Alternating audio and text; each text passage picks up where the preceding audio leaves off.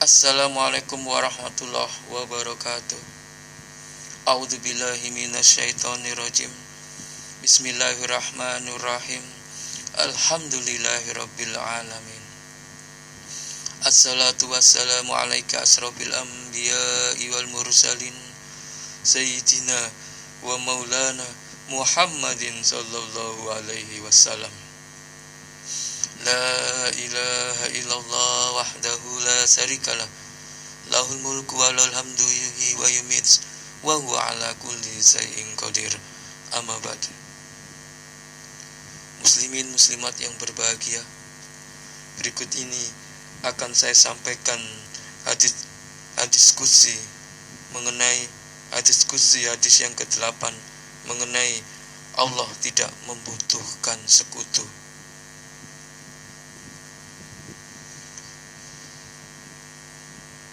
Ana aghfashuroka anisirki man amila amalan as'roka fihi goiri taraktuhu wasirkah.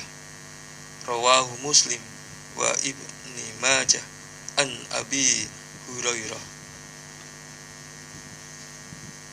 Aku sangat tidak membutuhkan sekutu. Barang siapa mengerjakan suatu amal yang di dalamnya ia menyekutukan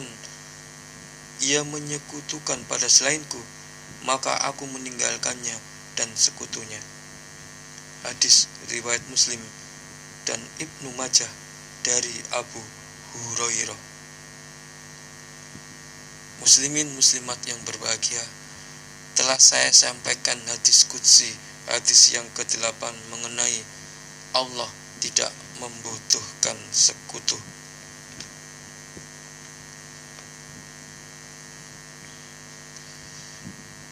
Jadi di sini dijelaskan bahwa Allah sangat tidak membutuhkan sekutu.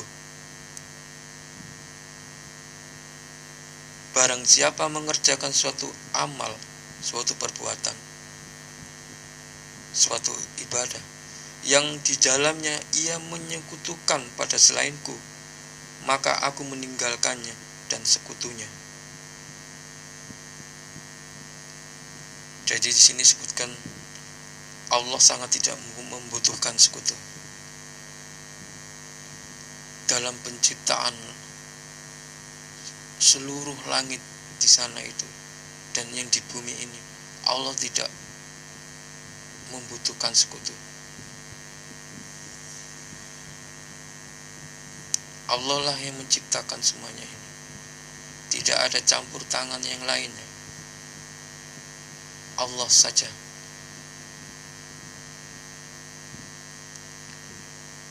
Allah sangat tidak membutuhkan sekutu. Jadi kalau ada tanding-tandingan selain Allah, maka Allah tidak suka itu. Jadi kita itu menganggap ada kekuatan lain selain Allah dalam urusannya Allah, maka itu tidak benar. Maka itu termasuk kategori syirik, menyekutukan Allah.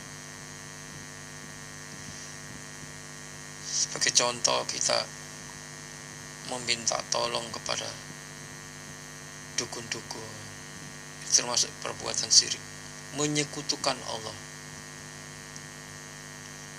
Karena hanya Allah saja tempat kita meminta. Hanya kepada Allah lah tempat kita mohon ampun, bukan yang selainnya. Barang siapa mengerjakan suatu amal yang di dalamnya ia menyekutukan pada selainku, maka aku meninggalkannya dan sekutunya. Jadi dia melakukan suatu perbuatan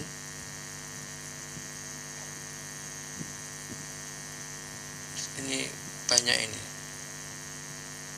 kasus-kasus yang mana menyekutukan Allah.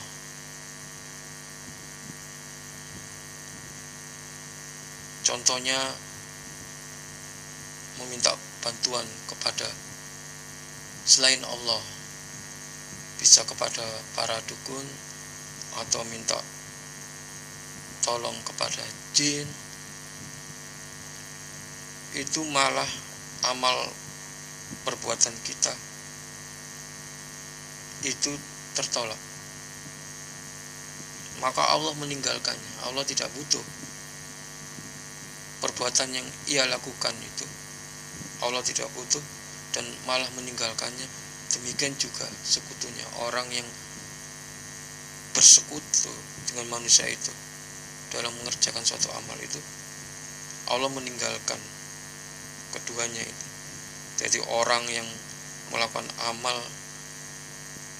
yang mana ia masih membutuhkan sekutu, yang mana ia menyekutukan Allah dalam melakukan amal itu. Jadi di sini disebutkan, barang siapa mengerjakan suatu amal yang di dalamnya ia menyekutukan pada selainku, maka aku meninggalkannya dan sekutunya. Jadi ada perbuatan suatu amal yang mana di dalamnya itu berisi syirik, menyekutukan Allah. Banyak ini. Salah satu contohnya banyak seperti, yaitu dia kepingin sesuatu hal, maka ia melakukan ritual, mungkin bisa di bawah pohon, yang mana dia menganggap pohon itu ada penunggunya, ada jin, dan dia meminta bantuan kepada jin si penunggu pohon itu. Maka dia melakukan suatu amal ritual di situ, maka amalan itu tersebut tertolak oleh Allah, dan Allah meninggalkan orang tersebut, dan sekutunya itu ditinggalkan.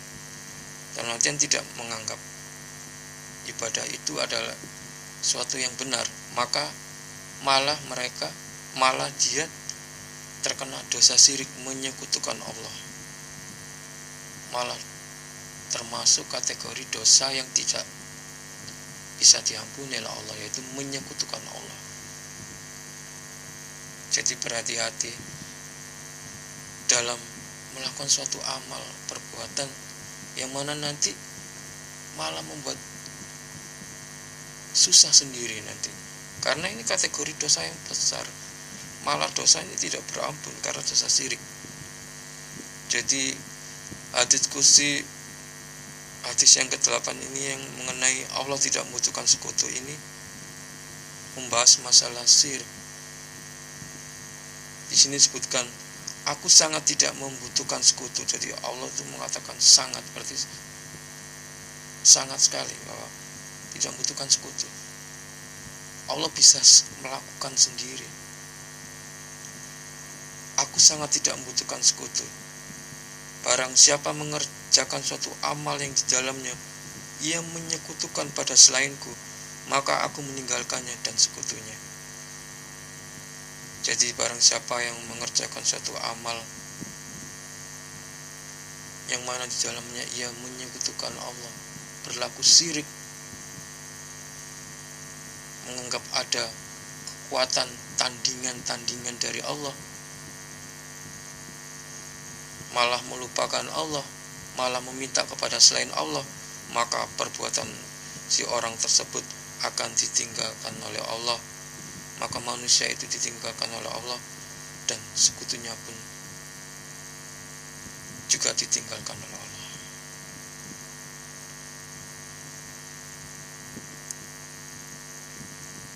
Jadi kita harus berhati-hati terhadap suatu amalan yang mana nanti menyebabkan kita akan masuk neraka, karena kategori menyekutukan Allah, berlaku syirik kepada Allah, itu dosa yang tidak berampun, tidak diampuni oleh Allah. Allah Maha Pengampun, mengampuni segala dosa apapun yang diperbuat oleh manusia, asal manusia itu tidak berlaku syirik, tidak tidak menyekutukan Allah dengan yang lain, karena Allah tidak membutuhkan sekutu. Allah sangat tidak membutuhkan sekutu. Barang siapa mengerjakan suatu amal yang di dalamnya ia menyekutukan pada selain Allah, maka Allah meninggalkannya dan sekutunya. Demikian firman Allah dalam hadis qudsi, hadis yang ke-8, mengenai Allah tidak membutuhkan sekutu. Semoga ini menjadi pelajaran bagi kita, dan semoga menjadi hikmah bagi kita. Diambil hikmahnya, diambil pelajarannya. Semoga kita terhindar dari hal tersebut. Amin ya rabbal alamin. Demikian dari saya, kurang lebihnya saya mohon maaf. Jika ada salah-salah kata, saya mohon maaf. Jika ada yang tidak berkenan, saya mohon maaf. Jika ada penjelasan yang kurang dari saya mohon maaf. Billahi taufik wal hidayah. Ihdinas siratal mustaqim. Wassalamualaikum warahmatullahi wabarakatuh.